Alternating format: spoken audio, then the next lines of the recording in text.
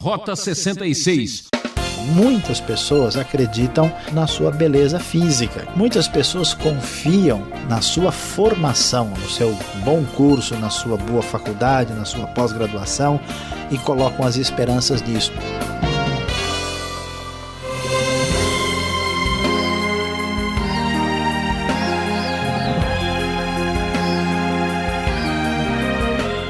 Eu sou seu amigo Beltrão, convidando você a seguir o rumo do Rota 66. Você já sabe, a chamada é essa. Não importa se você é rico ou pobre, ou se você acha que é bonito ser feio. Em nossa série de estudos no livro de Gênesis, chegamos agora no capítulo 12, e o professor Saião traz o tema Uma Rota Sem Mapa. Quem não sabe para onde vai, nunca sabe quando vai chegar. Se você se sente perdido e está cansado de procurar o sentido das coisas, preste atenção na palavra de Saião.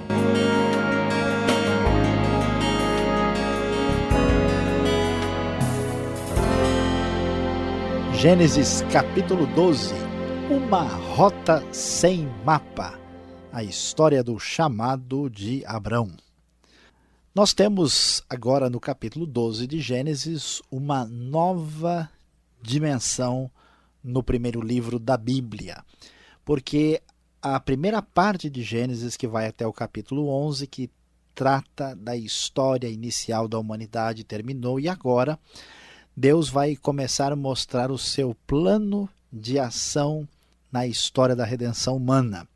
Então a Bíblia diz que o Senhor disse a Abrão, que nós acabamos de ver que nasceu na Babilônia no finalzinho do capítulo 11, e a ordem de Deus foi que ele deveria sair da sua terra, do meio dos seus parentes, da casa do seu pai, e ir para uma terra que Deus haveria de lhe mostrar.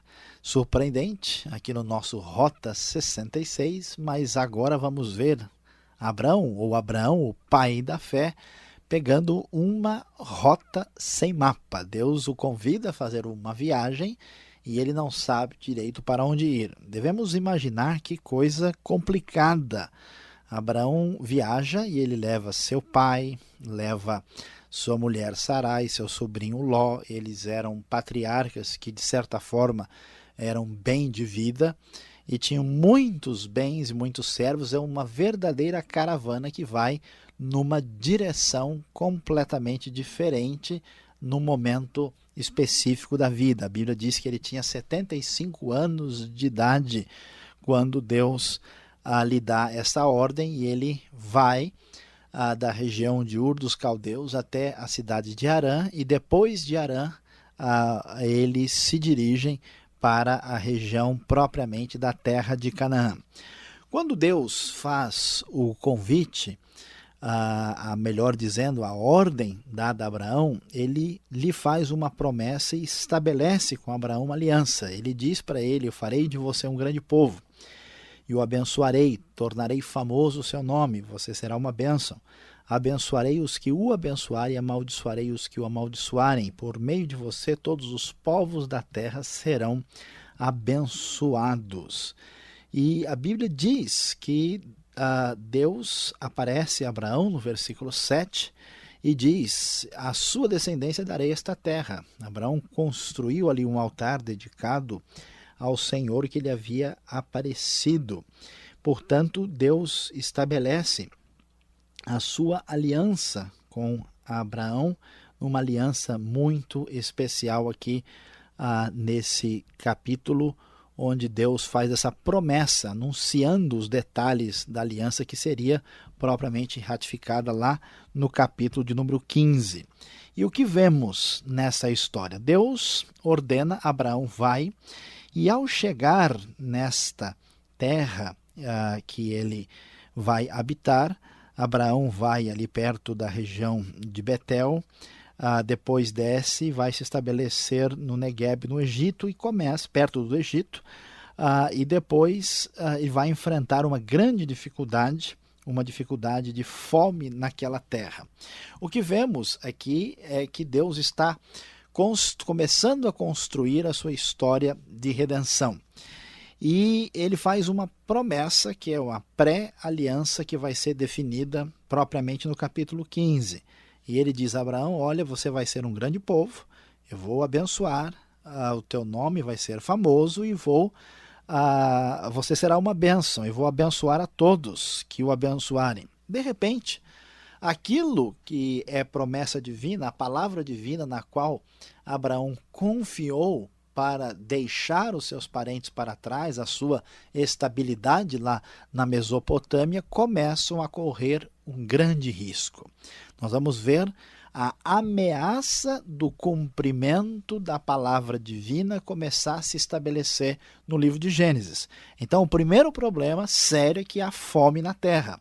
Abraão chegou, trouxe uma grande comitiva, uma família muito grande, com todos os seus pertences, com todos os seus rebanhos, e ele vai então para o Egito, porque a fome era rigorosa. A fome tremenda põe em risco o projeto de Deus na vida do patriarca Abraão, mas ele não vai ser atingido de maneira fatal por essa fome. Quando eles fogem da fome, vão passar um tempo no Egito, e ele está lá acompanhado da sua esposa Sarai. E ele fica muito impressionado, como todos os patriarcas. Ele tem uma esposa muito bonita, e então ele fica preocupado, dizendo, olha, aqui vão me matar para tomar a minha mulher. Então ele diz a Sara que ela deveria afirmar que é irmã dele, para que o tratassem bem e que a sua vida pudesse ser poupada naquele ambiente possivelmente complicado. E o texto diz que ao chegar ao Egito o problema realmente se manifesta. Os homens da corte de Faraó começam a elogiar Sarai, e ela acaba sendo levada para o palácio, e Abraão, inclusive, em função dela, recebe muitos presentes. Mas Faraó e a sua corte não puderam tocar em Sarai, porque Deus não permitiu e impediu, através de doenças, inclusive. E então o Faraó ficou muito aborrecido e pergunta a Abraão o que foi que aconteceu, porque você não disse a verdade plena e disse que ela era sua mulher, porque afirmou que era irmã. Então Abraão explica a situação, e então o Faraó diz, pode levar a sua mulher, e Abraão então acaba sendo deixado livre, desde que não trouxesse mais problemas para ali Faraó e a sua corte. E o que é importante aqui? Deus já tinha dito que Abraão seria uma bênção, e que essa bênção de Abraão iria atravessar a sua família, a sua geração. Ele faria de Abraão um grande povo. A pergunta é, como é possível ser um grande povo sem ter filhos? Ele só poderia ter os filhos devidamente legítimos através de Sarai. E agora, de repente, não só eles correm o risco de desaparecerem por causa da fome, mas correm o risco de que a promessa da linhagem não vai dar certo, porque Sarai vai ser tomada pelos egípcios. Mais uma vez, Deus interfere dizendo o seguinte, não importam as circunstâncias, não importam os problemas, as ameaças que surjam de toda parte, Deus fará com que a sua palavra, com que a sua promessa vá adiante. Nem sempre essa palavra se cumpre imediatamente, nem sempre está dentro das expectativas humanas. A promessa de Deus para Abraão está estabelecida, e mesmo que a fome chegue, mesmo que Sarai corra o risco de perder a sua condição de esposa de Abraão e ponha em dificuldade todo o projeto, Deus está aí em atividade e em absoluto poder soberano, impedindo que qualquer coisa fora desta situação venha colocar em risco a grande promessa divina. Este é o Deus de Abraão e o Deus que cuida da nossa vida. E o impressionante é que o Deus que cuidou de Abraão cuida de nossa vida, porque a promessa feita a Abraão, que se estabelece depois como aliança, não tinha em vista somente a pessoa de Abraão. É verdade que ele se torna um grande povo, versículo 2, vai ser o povo de Israel, que vai ser abençoado. o nome de Abraão se tornou tão famoso. Ele é o pai dos cristãos, porque ele é o pai da fé, ele é o pai das tradições judaica e islâmica. Todos reconhecem Abraão uma figura central. Pouca gente é tão famosa na história como Abraão. E mais do que isso, o texto diz que por meio dele todos os povos da terra serão abençoados. Deus age escolhendo um idólatra pagão da Mesopotâmia e o transforma pela sua graça num grande homem de fé, o abençoa para que por meio dele surja uma nação e através dessa nação surgirá uma linhagem que chegará na bendita pessoa de nosso Senhor Jesus Cristo. Por isso é que por meio de Abraão todos os povos são abençoados, porque através da linhagem dele, da história da redenção divina, chegará e o Messias Jesus Cristo, nosso Senhor e Salvador.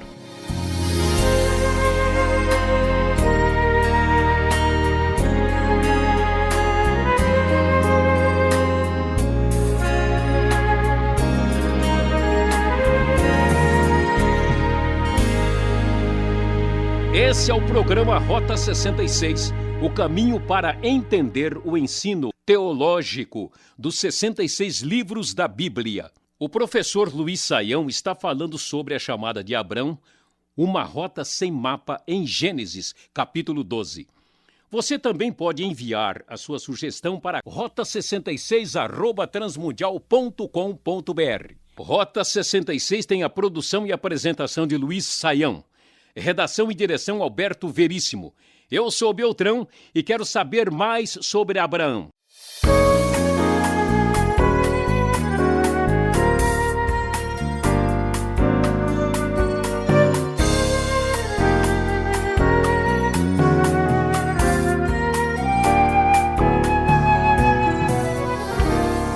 Ok, Saião, tô chegando aqui com as perguntas. E eu já estou gostando um pouco dessa história de questioná-lo. A viagem de Abraão. Olha, é uma atitude um pouco estranha. Dá para entender? Não seria uma loucura, né? Sair da sua terra, da sua parentela, com tudo já resolvido na sua vida, com todas as suas riquezas, porque ele ouviu um chamado, ele vai errante por uma terra deserta ainda, correndo todos os perigos daquele ambiente hostil? Não é? Como é que é isso hoje? Tem muita gente como Abraão, né? Pega a sua trouxa, faz a sua malinha e vai para a sua terra prometida, entre aspas, né? Bom, Alberto, veja bem, de fato, essa atitude de Abrão é uma atitude que não encontraria compreensão de ninguém. Mas não há dúvida que Abraão tinha plena convicção de que Deus o havia chamado. Nós não temos os detalhes na Bíblia de quais foram os elementos utilizados, se Deus falou com ele no seu coração, foi em voz plenamente audível, quão audível foi, como é que os detalhes dessa revelação divina se manifestaram. Foi alguma coisa forte. Foi muito forte. E Abraão tinha convicção disso, absoluta fé. E vamos ver aqui também que Deus está agindo durante todo o processo, conduzindo a situação. Foi uma mudança absoluta e radical. Agora, mesmo que isso possa parecer uma espécie de loucura, a gente tem que tomar um cuidado quando ler a Bíblia, porque muitas pessoas às vezes tomam atitudes puramente a partir dos seus próprios interesses e decisões e tentam encontrar, vamos dizer, uma espécie de apoio nas Escrituras. Aqui tipo assim, não aguento mais a minha família, nem meu emprego, Deus está me levando para outro lugar. Não é? Exatamente. Então, quando nós vamos tratar com essas coisas, nós temos que tomar cuidado de não cometermos loucuras verdadeiras, irresponsabilidades e de colocar nas costas de Deus aquilo que na verdade é uma atitude puramente humana. Então fugir de certos problemas e dificuldades e colocar isso na responsabilidade divina não é o caso. Se Deus está falando para nós, Se ele falar, por exemplo, nós vamos ver que Abraão vem com a família, vem com o pai morre em Harã, vem com o sobrinho, vem todo mundo. Às vezes o sujeito vai fazer uma coisa, mas nem a família não está apoiando, ou ela vai fazer alguma coisa, nem ninguém em casa está apoiando, né? E então não podemos tomar atitudes impensadas com base em supostos exemplos bíblicos. A história de Abraão é a história de Abraão. Ela não necessariamente poderá ser repetida na vida de cada pessoa individualmente. E pelo que temos visto, não se repete. Cada um tem a sua história. E aí Deus tem o seu propósito maior na história de Abraão.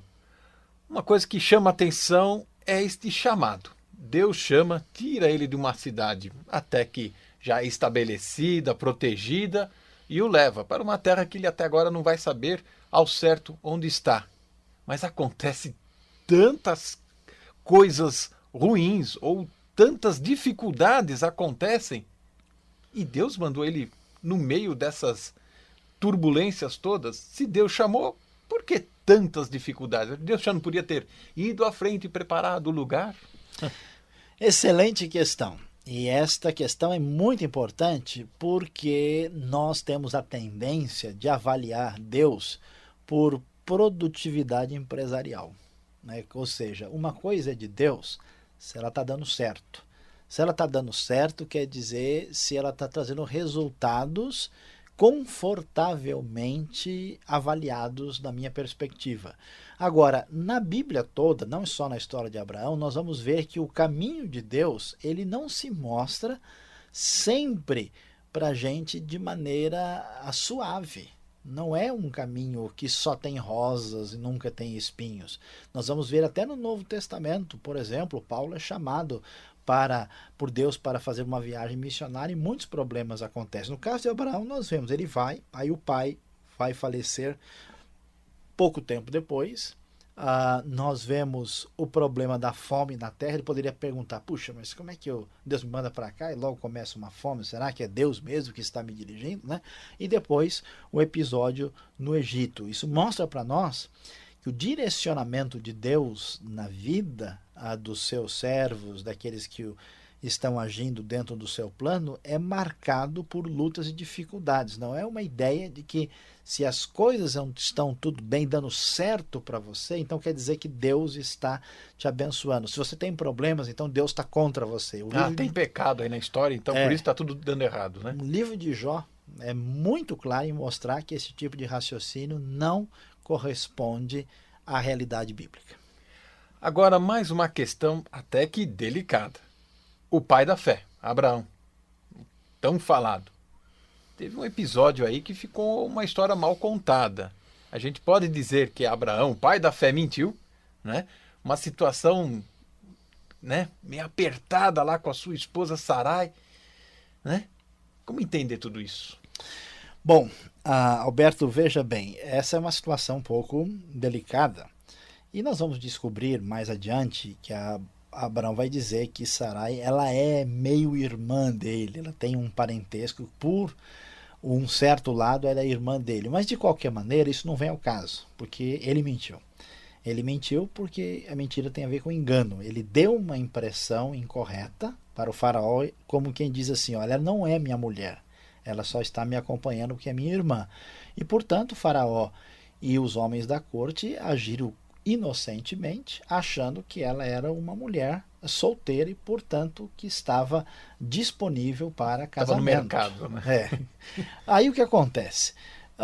E eles, então, foram impedidos por Deus. Né? Abraão agiu de maneira incorreta. E muita gente fica confuso com isso. Será que Deus está apoiando a mentira? Como é que Deus abençoa Abraão se ele mentiu? Mas o raciocínio está errado. Porque Deus não abençoa Abraão por causa da mentira, mas apesar da mentira. Porque Deus nos abençoa mesmo sendo nós pecadores e frágeis. Não é que Deus só vai nos abençoar quando nós estamos 100% corretos na nossa vida. Outra questão fundamental é o fato de Abraão ter mentido mostra que ele é frágil. Que ele era um idólatra. Ele não tem uma ética cristã de Paulo, né, do Novo Testamento, não. ele fracassou, ele falhou, ele errou. E isso mostra mais uma vez que o herói da história não é Abraão, mas sim o próprio Deus, que Deus pega um idólatra, que agora no meio do caminho mente, e age através da vida dele para construir a sua história de redenção. Então, a colocação, a proposta está mal colocada para a maioria das pessoas quando comenta do assunto, porque o texto conta o que aconteceu e não diz para nós que isso é padrão de comportamento. Ninguém pode dizer, olha, eu fiz isso, eu fiz uma mentira abraâmica, então Deus vai perdoar, porque se Deus perdoou Abraão, então tanto faz se eu minto. Não, mentir continua sendo errado, está errado, não pode ser aceito, mas Deus, pela sua graça e misericórdia, nos abençoa como abençoou Abraão, mesmo nós sendo pessoas falhas. Mas lembre-se, mentir continua errado. E muitas pessoas, querendo daquele jeitinho, falam que é meia verdade. Né? Para não dizer que está mentindo, é uma meia verdade, que também não cola. E o grande homem não é aquele que não erra, mas é aquele que reconhece que errou. Saiam, obrigado pela resposta e mais um pouquinho, fique com a gente.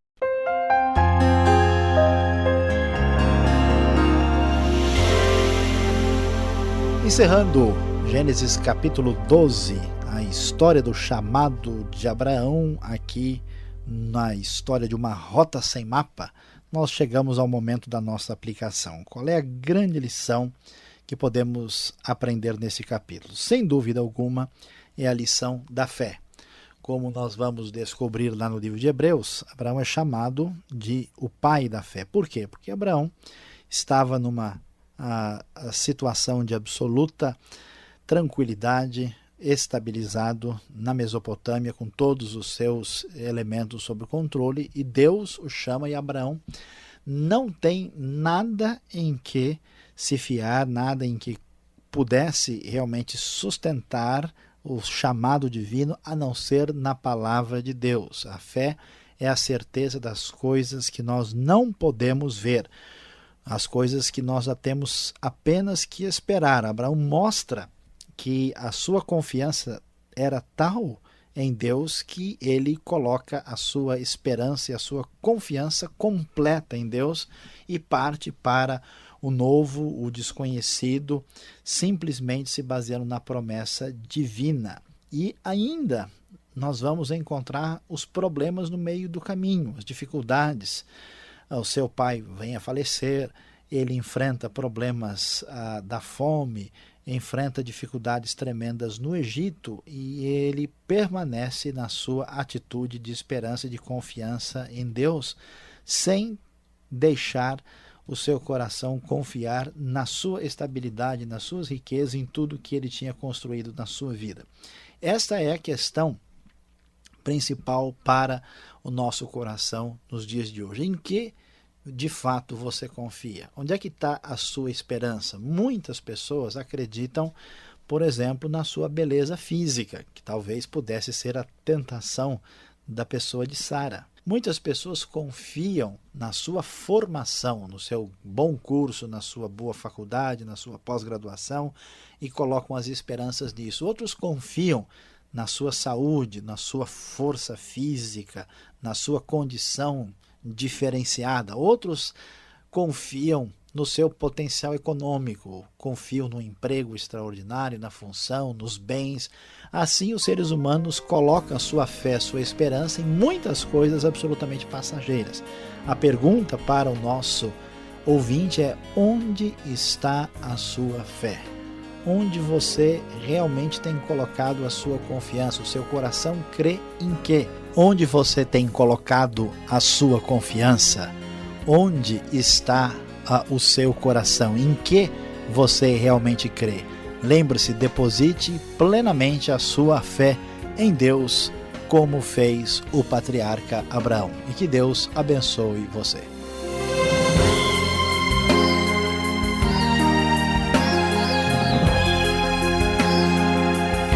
Nosso tempo terminou, mas a Rota 66 se despede prometendo voltar nesta mesma emissora e horário. Um forte abraço e fiquem na paz do Senhor.